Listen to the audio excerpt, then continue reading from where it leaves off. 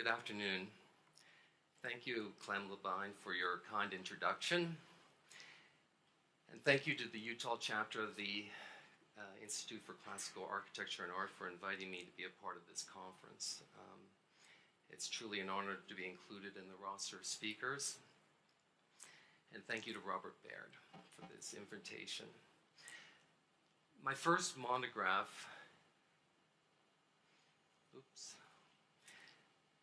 entitled Classical Invention, showcase 15 recently realized architectural projects.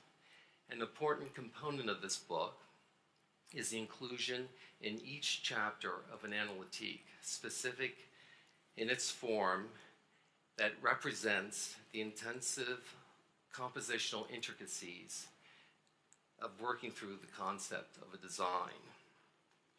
These drawings, as with much of our development of projects, are hand drafted because we continue to feel the old world deliberateness of this process honors the process of refining the shapes and forms of architecture. It's not surprising that we as architects work in a visual realm.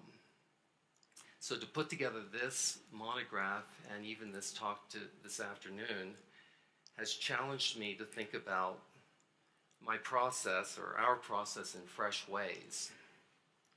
Vacation for me this summer included donning a hard hat, putting on rubber web climbing shoes, securing a safety harness with metal clips, and climbing Via Ferrata, some of America's most exquisite land art, southern Utah's iron oxide buttes and mesas. I was up close and personal with geological phenomena that took my breath away, with their unpredictable colors, textures, spontaneity of shadow play, sense of place, as I made second-by-second decisions on where to place my hand or my hiking boot, or how to grasp the climbing ladder, or how far to extend my arm or my leg to find firm foundation that would bear my body weight. I realized that the focus, the clarity of purpose, the intricacies of decision-making that is required to successfully ascend the boulder face is similar to the architectural design process. Climbing a mountain or scaling an exposed mesa, I feel, is an apt metaphor for the euphoria that can come from soundly designing a space for living, chilling, relaxing, savoring the sweetest moments of life with friends and family, even those moments of solitude, gazing at a canopy of stars or an invigorating skyline, or the majesty of an oak tree. So what do I do? How do I effect the creation of someone's living space? From the two words gracing the cover of my book, Classical Invention, you can guess that my structural foundation for creativity is classical, but the thrill of the design process is similar to the excitement one feels climbing a vertical solid rock, and it's what makes this inventive process so rewarding. So today I want to touch upon the concept of this process from the first creative ideas to achieving the physical form of those ideas. We, as architects, designers, artisans, and builders, are faced with the challenge of working and responding to the objectives and needs established by our clients. And that realization of those challenges is our work. And I thought it would be interesting to focus on a particular example of concept to reality in my practice. I believe that the design of a staircase represents the highest form of the profession. Staircases are often so much more than just vehicles for human movement within a living space. So tonight, I'd like to show you the details, the steps, if you will, of the creation of a staircase completed only weeks ago. But first, let me tell you a little bit about the backstory. In 2001, we completed a comprehensive renovation of a 4,000 square foot apartment in the Twin Tower building on Central Park West called the Majestic. And in this image from the 2001 renovation, you can see the alignment of doors along the eastern face of the apartment, and that creates a sort of enfilade. The entry gallery here is important to note as it would play a part in the new renovation over a decade later. So this is the 2001 plan of the apartment as it was built. So approximately 10 years later, I was introduced to the new owners of the apartment, and they laid out the objective. They had just purchased the 9th floor apartment below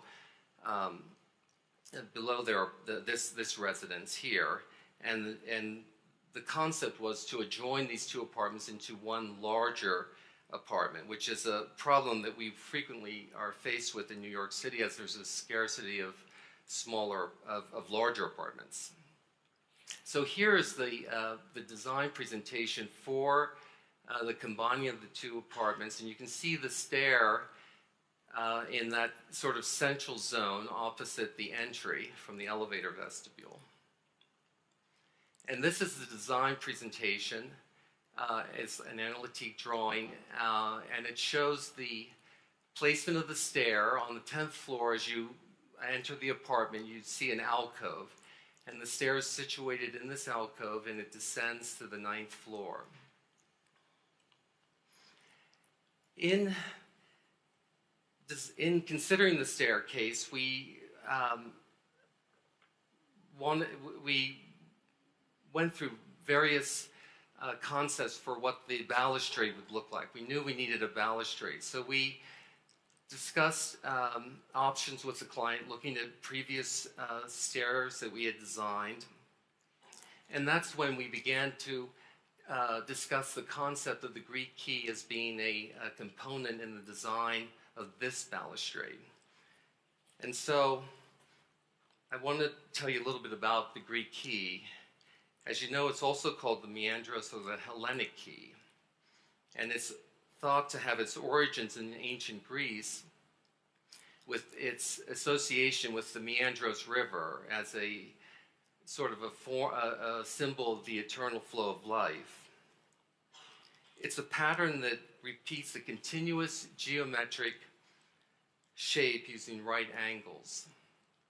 It is crisply graphic, yet it is unobtrusively, it works unobtrusively well in modern settings, and yet gives a quiet reference back to ancient Greece. It is transcendent while evoking the ancient, a classical connection, yet open to fresh interpretation. So we looked at historic examples of the Greek key as inspiration in the design of the balustrade. And these were some examples from 19th century French buildings we were looking at, and this is the actual design that we came up with. And you can see the section in the upper area is the opening to the stair alcove, and here the Greek key is situated just below the handrail as well at the base of the balustrade.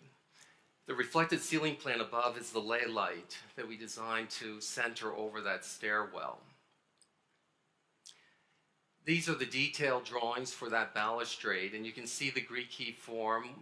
We had fluted pickets that would come up in center, specifically under the form of the Greek key, with these little elliptical connectors that would hold that form in place.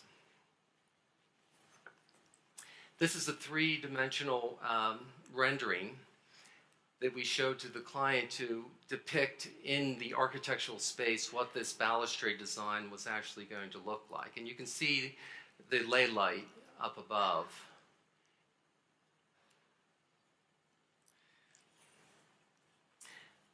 So once our builder was selected, the process of leading the concept to reality began. And the first the first step was opening the floor between the 10th and the 9th floor, and this confirmed that the stair would actually work, that there were no surprises.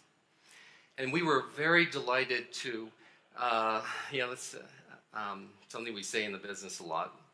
We were delighted that Robert Baird and Steve Brown were selected as the subcontractors to fabricate the balustrade. We knew from experience that they had the skill and the knowledge set to execute our design truly to perfection. And these are the images from their shop drawings for the balustrade.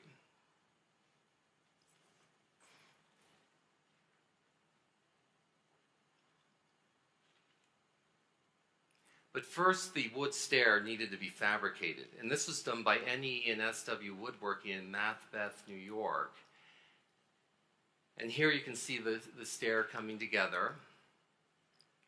And Historic Arts and Castings came to Long Island with their equipment and their materials, and they made this all-important element. It's called the template bar.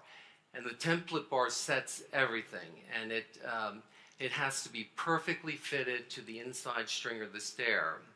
So the blue tape there is demarcating that template bar. Here we're in West Jordan, Utah, which is just east of where we are now, at the shop of Historic Arts and Castings. And a precise scaffold has been erected to hold that template bar in space. And the intermediate bar is beginning to take shape. And here there was this amazing refinement of the upper intermediate bar to improve the shape of the balustrade. We had this small window of adjustment between the height, the code, limits on the height of the rail above the nosing of the tread. And within those limits, since each tread was demarcated in the scaffold, we were able to make these adjustments. So now we have the desired shape. You can see that there. And this is one of the artisans using a bending machine on one of the template bars. Now the twin bars that will cradle this Greek key are now in place, and the bottom template bar has been replaced with a new nickel silver bar that's only 1/4 inch thick. You can see the blocking in between those two bars that holds that precise space that the casting will be situated. But how is this Greek key to be cast in nickel silver? How can this complex descending shape be cast to be determined precisely to fit within those bars? So here's how. Bending boards are attached to the stair scaffold with a sheet of vellum behind the boards, and the lines are traced onto the vellum, demarcating the shape of the intermediate and top bar. Here, a single sheet of vellum then is put over that drawing, and a single all-important line is traced onto the vellum. This is then scanned into the AutoCAD drawings, and the shop drawings are now adjusted to that precise line. So here's where the perfection comes to play. That data from the AutoCAD drawing is used to cut with a CNC machine in this thick resin panels, a negative form of the Greek key. And from that negative form, rubber molds are made. There are two, each 5/16 of an inch thick, or half the thickness of the Greek key. And these rubber molds are set into a rigid plastic sheet and fit within the bars of the balustrade. And once this is set, sand molds are made of the rubber molds so that the Greek key can be cast in approximately 3-foot-long sections. Incredibly, significant shrinkage needs to be accounted for in the nickel silver. It has a shrinkage rate of about an eighth of an inch per foot. This is the actual pouring of the nickel silver into the molds. And here the Greek key has now been removed from the molds, and it's been situated into between the intermediate and top bar, and these tack welds have been set to the custom elliptical connectors to hold them firmly into place while the machined connectors are made to the balustrade. Here the balustrades are cut with the designed fluting, and the bases and caps are turned on a lathe. Now this balustrade then is taken a couple blocks away from Historic Arts and Castings is the shop of the Paul Newman, no relation to the actor, mill shop. And they fabricated the wood handrail. And here the solid American black walnut wood cap is fitted to the balustrade using both carving techniques on the tight curves and a bending technique on the gentle curves. And here you can see the bending technique in action. There are about 8 slivers of the wood that relax its form as it's bent into shape. And here's the finishing process of the balustrade. The tack welds that are being removed. The inside surfaces of the Greek key are being sandblasted while the outer faces are polished. Here you can see the fasteners that each picket will be set to, as well as the fastener for the newel at the base of the stair. But first, the stair had to be erected on the site. So here you can see the stair being actually installed on the site. And here the stair is ready to receive the balustrade, and the plywood is temporarily protecting the stairs while the construction continued. Back in Utah, here, the stair balustrade is re-erected on that scaffold. And when we got these photographs, it was just a thrilling thing to see. We were really truly excited. So in December, the metal stair was shipped to New York City and installed on the wooden staircase. So here you can see this installation in process. It came in 3 sections. Now this is sort of like a world premiere because these photographs were taken only 2 weeks ago, and this is the completed product. And you can see that lay light over the stair. And there's some details showing the workmanship. This is looking back towards that main entry gallery, and you can see up into the lay light. And then if you look close, you can see the sandblasting of the interior face, the polished outer face, the elliptical connectors, the fluted pickets. This is on the 9th floor. And I love the way this sort of terminates that last elliptical connector as the Greek key closes in on the balustrade. For centuries, stairs have been the solutions to a problem. They have symbolized the movement from a public space to one of more privacy. The move from this world to another world, to the world of the unknown, the world of possibilities. A child's first step, step by step, one step at a time, moving upward in life, daring to step away from the earth's pull. Stairs are practical in their appeal, as we have explored this afternoon. They are also, in and of themselves, causes for creative synergy. The tiniest of details that go into their end product permit architects with numerous opportunities to express the tone and the tenor of how their clients wish their space to feel. Striking, refined, dramatic. This summer, when I flew off to Utah for a break from my work routine, I had not premeditated Via Ferrata climbing. But But it turned out to be the physical immersion in the process of moving from concept, man on the ground wants to see view on cliff, or what my clients might stipulate, we have two apartments we wish to connect, or to reality. One foothold at a time, one consideration of space versus design appeal, versus parameters of building volume or codes at a time, be it a man conquering a cliff face or the team effort of architects and artisans working with clients. Invention, fulfillment of dreams involves reasoned, deliberate moves and the spark of courage and creativity to move from concept to the euphoria of reality.